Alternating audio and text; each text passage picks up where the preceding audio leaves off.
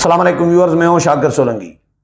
Viewers, आम इंतखाबात के लिए सियासी जमातों को लेवल प्लेइंग फील्ड के हवाले से बेतहाशा शिकायत हैं और आज बहुत सारी जगहों से उम्मीदवारों पर हमले करने की शिकायत आई है। उम्मीदवारों से पेपर छीनने की, कागजात नामजदगी छीनने की शिकायत आई है, रिपोर्ट हुई है और उम्मीदवारों को धमकियां देके कागजात नामजदगी जमा न कराने के लिए प्रेशराइज करना, दबाव डालना, धमकियां देना, इस तरह की शिकायत आ रही हैं। इलेक्शन कमीशन ने भी एक्शन लिया है। इलेक्शन कमीशन सख्ती से हिदायत भी कर रहा है और इस हवाले से अपडेट करूंगा कि कहां पे क्या कुछ होता रहा है। स्पेशली ये कुछ हो रहा है पीटीआई के उम्मीदवारों के साथ। पीटीआई को शिकायत यही थी और इसमें अब कोई शक भी नहीं रहा। बिलाल विर्क कहें, साबिक एमएनए रहे हैं पीटीआई के,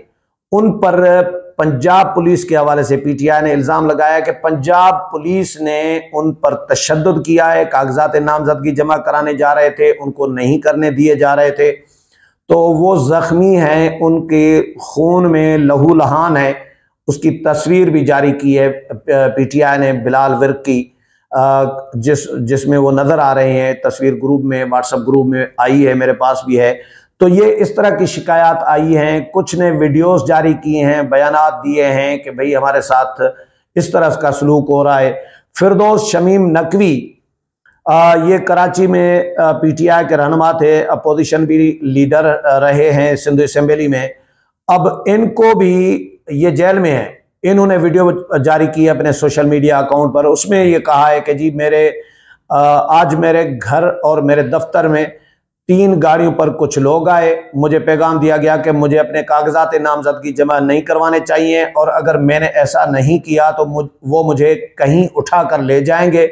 मैं पहले ही घर में नज़रबंद हूँ। जिन लोगों ने मुझे पैगाम रसानों के जरिए पैगाम पहुंचाया, उनका यह भी कहना था कि वो मुझे सिर्फ जेल में नहीं डालेंगे बल्कि वहां ले जाएंगे जहां जाने वाले नामालूम कहलाते हैं। ये घर पर हैं, यानी वो कह रहे हैं कि मेरे घर पर आए थे और मुझे ये धमकियां दी गई हैं कि उठा के ले जाएंगे। फिरदौस शमीम नकवी साहब मजीद कहते हैं, इन्होंने वजीर आला सिंध से मकबूल बाकर साहब के लिए ये पैगाम छोड़ा है, वीडियो पैगाम, और कहा है कि क्या ये आज़ाद इलेक्शन है, क्या ये आज़ाद पाकिस्तान है। वज़ीर आला सिंध इस बात को यकीनी बनाने के लिए इकदाम उठाएं कि मैं आज़ाद पाकिस्तान की तरह आज़ादाना तौर पर इलेक्शन लड़ सकूं। अच्छा जी, इसके अलावा पीटीआई इलेक्शन कमीशन में भी ये शिकायत कर चुकी है। पीटीआई का जो डेलीगेशन इलेक्शन कमीशन गया था, उन्होंने भी शिकायत की थी। ऐसी ही शिकायत फिर पंजाब में कौमी असेंबली का हल्का है NA 77, वहां से पीटीआई के उम्मीदवार हैं और रुकने कौमी असेंबली भी पहले भी रहे हैं, मियां तारिक महमूद, इन्होंने भी की है और उनका ये कहना है कि मेरे वकला कागजात नामजदगी लेकर रिटर्निंग अफसर के दफ्तर गए तो वहां मौजूद पुलिस ने उन्हें अंदर ही नहीं जाने दिया। हमारे वकला तजवीज़ कुनंदगान और तायद कुनंदगान को इमारत तक में दाखिल नहीं होने दिया गया, ये शिकायत। फिर इमरान खान के अपने कागजात नामजदगी जो हैं चेयरमैन, बानी चेयरमैन पीटीआई के, वो दूसरी मरतबा जमा कराने पड़े हैं पीटीआई के लोगों को मियांवाली में। और उनका ये कहना था कि भाई संगीन हालात की वजह से हम क्या करें, मजबूर हैं कि दूसरी मरतबा जो है कागजात नामजदगी जमा कराने पड़ रहे हैं। तो खबरें ये आई हैं कि जी पंजाब के बहुत सारे हलकों में तहरीक इंसाफ के रहनुमाओं और कारकुनों का दावा है कि उन्हें कागजात नामजदगी के हुसूल में मुश्किलात दरपेश हैं और अगर वो उन्हें हासिल करने में कामयाब भी हो जाते हैं, एक तो कागजात नामजदगी वसूल करने जा रहे हैं तो वसूल करने नहीं दिए जा रहे, अगर वसूल कर भी आ जाते हैं तो फिर कागजात नामजदगी छीन लिए जाते हैं और जिनसे नहीं छीन सके, फर्ज करें छीनने से, वो छिनवाने से बच गए हैं, तो वो कागजात नामजदगी जमा कराने जा रहे हैं तो उन पर या तो हमला किया जा रहा है या उनको कागजात नामजदगी जमा कराने नहीं दिया जा रहा और अंदर रिटर्निंग अफसर के दफ्तर में नहीं जाने दिया जा रहा। अच्छा जी, गुज़श्ता दिनों सियालकोट से पीटीआई रहनुमा उस्मान डार की वालदा ने भी सोशल मीडिया पर इसी तरह का दावा किया कि उनकी जानिब से कागजात नामजदगी के हुसूल के फौरन बाद उनके घर पर पुलिस ने छापा मारा और इस दौरान उन्हें हिरासा और जदोकोब भी किया। ये भी खबरें आई थी। अच्छा जी, पंजाब के मुख्तलिफ शहरों में पीटीआई के जिन रहनुमाओं और कारकुनों के खिलाफ 9 मई के वाकयात के तनाजुर में मुकदमात दर्ज किए गए थे, उन मुकदमात में नामजद मुल्ज़मान की गिरफ्तारियों के लिए पुलिस एक बार फिर मुतहर्रिक है और उनकी गिरफ्तारियों के लिए छापे मारने का अमल तेज कर दिया गया है। ये भी रिपोर्ट्स आ रही हैं कि ये कार्रवाइयाँ 9 मई के वाकयात में मुलविस लोगों के खिलाफ हो रही हैं, या तो वो बच गए हैं गिरफ्तारी से तो अब वो इलेक्शन लड़ने जा रहे हैं, तो उनको इलेक्शन लड़ने नहीं दिया जा रहा, पुलिस का इस्तेमाल हो रहा है।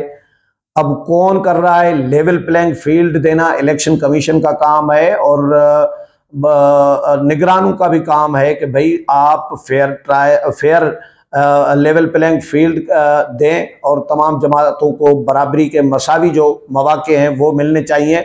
लेकिन क्रिमिनल जब बंदा बन जाए, जब उस पर मुकदमा हो और संगीन नोयत के मुकदमात हो, GH के ऊपर हमले जैसे मुकदमात हो, तो फिर तो उनको तो जाहिर है पहले तो हिसाब किताब उनके साथ होना चाहिए और इसीलिए ये शायद कार्रवाई हो रही हैं, लेकिन ये शिकायत आ रही हैं। अच्छा, ज़िला गुजरांवाला की बात की जाए तो पुलिस ने इंसदाद दहशतगर्दी की खुसूसी अदालत से गुजरांवाला कैंट पर हमले और जलाओ घेराव के मुकदमे में पीटीआई के 51 रहनुमाओं के नाकाबिल जमानत वारंट गिरफ्तारी हासिल किए हैं। गुजरांवाला पुलिस ने अदालत में रवां हफ्ते ही नाकाबिल जमानत वारंट के हुसूल की दरख्वास्त दी थी।